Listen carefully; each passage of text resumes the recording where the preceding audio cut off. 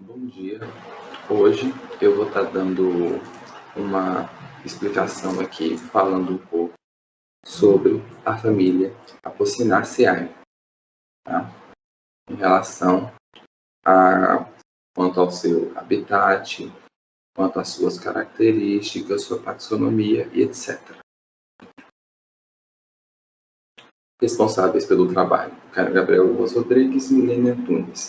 Instituição: Universidade Federal de Minas Gerais, UFMG. Professora Rubia Fonseca. Bom, eu vou estar falando um pouco aqui sobre a taxonomia dessa família. A sua família, ela é uma família bem grande, ela engloba um total de 250 a 550 gêneros e 5.100 espécies. Além disso, essa família ela está entre as 10 maiores famílias das angiospermas.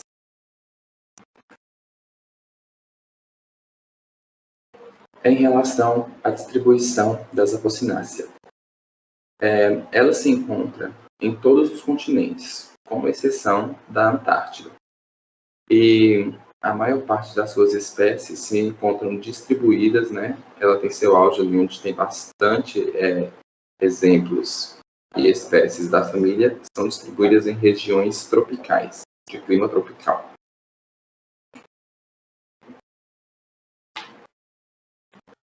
Quanto ao seu habitat, as Apocynaceae, elas crescem em vários ambientes, é uma diversidade muito grande.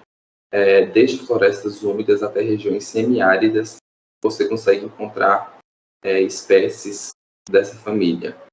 O seu auge, né, ou seja, onde são encontradas mais plantas dessa família, são em regiões tropicais e subtropicais do globo terrestre. Além disso, o seu crescimento ocorre desde o nível do mar a elevadas altitudes, né, como em montanhas, sobretudo, né, principalmente em solos secos. Mas também é importante ressaltar que elas também crescem sobre rochas ou em áreas alagadas e raramente submersas, né, mas sempre vai ter uma exceção. Quanto à classificação da família, a família das Apocynaceae são posicionadas em Gentianades. O que é isso, Gentianades? É uma ordem das angiospermas pertencentes à classe das Magnoliospicida. Tá? E também, além disso, nós temos também diferentes sistemas de classificação que as relacionam em diferentes categorias taxonômicas. Um exemplo disso é que, antigamente, tradicionalmente, né, as Apocynaceae, elas eram divididas em duas famílias, sendo elas as Apocynaceae S.S. e as Aclepidaceae S.L, que elas se diferenciavam apenas pela ausência e pela presença de transladores. Entretanto, estudos recentes, né, têm considerado elas apenas como sendo uma única família, que é a das Apocynaceae. Mesmo assim, né, dentro da família, há diversas categorias taxonômicas, como foi dado esse exemplo aí. Em relação às características gerais das Apocynaceae, eu coloquei aí ao lado uma imagem mostrando aí o exemplo de uma flor e suas partes, assim como a parte de baixo da planta. Isso aí é para quando eu estiver explicando, quando eu citar alguma parte da planta que a pessoa não tiver conhecimento, ela vai poder identificar aí na imagem ao lado. Bom, a fisiologia das Apocynaceae, ela é bem variada, indo de ervas até uma árvore ou até mesmo uma trepadeira. Elas possuem a presença do látex em quase toda a sua composição ali. As suas estípulas geralmente são ausentes. Vocês podem identificar onde ficam as estípulas aí na imagem ao lado. As folhas são geralmente opostas e inteiras. Elas possuem, né, a presença de inflorescência raramente com flores solidárias. As suas flores são actinomorfas que actinomorfas é quando elas possuem uma simetria radial, que pode ser dividida em várias partes iguais. Tá? Também são bissexuais, ou seja, dentro de uma única flor possuem sexo masculino e sexo feminino. E elas são pentâmeras, excesso o gineceu. Quando a gente fala que elas são pentâmeras, quer dizer que as partes florais são em números de 5 ou múltiplos de 5. Os estiletes delas são unidos no ápice, formando uma cabeça ampliada, e ela possui seu fruto bifoliculares, com sementes geralmente comosas. Isso daí eu vou dar um exemplo mais para frente, um exemplo que eu vou dar prático, mostrando a planta para vocês, identificando aí também o fruto. O processo de polinização das apocináceas é realizada por insetos, né, pelo clássico processo de polinização, onde há o transporte dos grãos de pólen, apresentado aí na imagem, né, presente nas anteras de uma flor. Aí a abelha vai lá e faz esse transporte, onde esse grão de pólen vem entrar no estigma, tendo a fecundação de ambos lá no ovário. Também há casos em que pássaros também fazem parte desse processo de polinização, porém isso é raro. No caso disso aí, eu estou dando o exemplo da zoocoria. A zoocoria é quando o animal come o fruto, né, da planta, e esse fruto, junto à semente, após o animal defecar, as sementes vão ser depositadas na terra.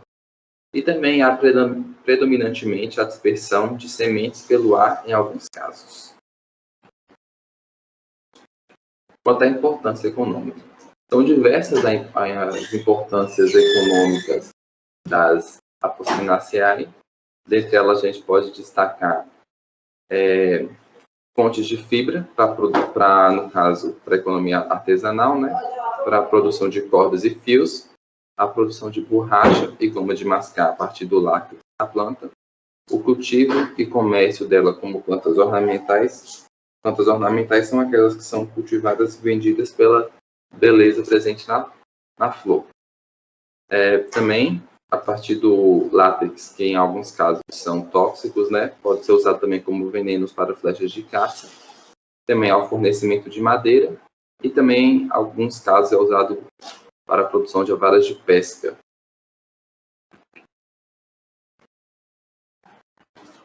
E também aqui, para finalizar, a gente tem algumas imagens, né, retratando aí alguns exemplos de flores e de plantas da família Apocynaceae. Bom, agora eu vou estar aqui dando o exemplo de uma planta da família Apocynaceae, que é a lamanda.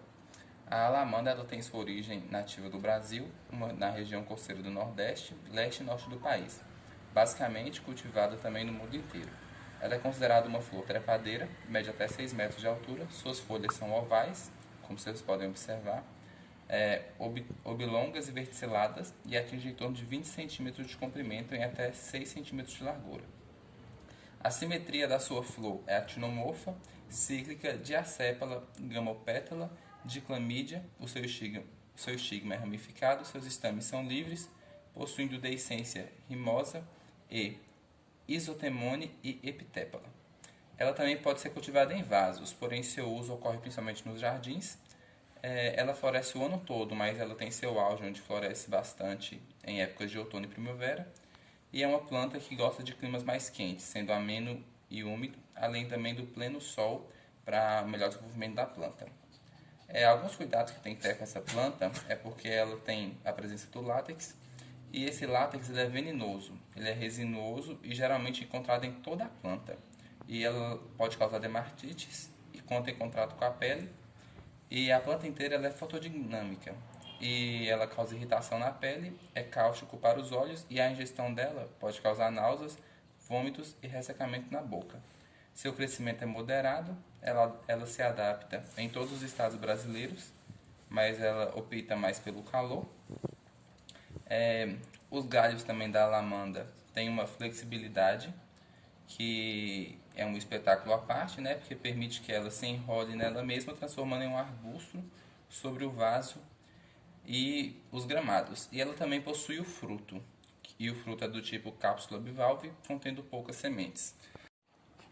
Bom, agora após a explicação, nós temos aqui um galho, né, da alamanda, tanto da alamanda vermelha quanto da alamanda amarela.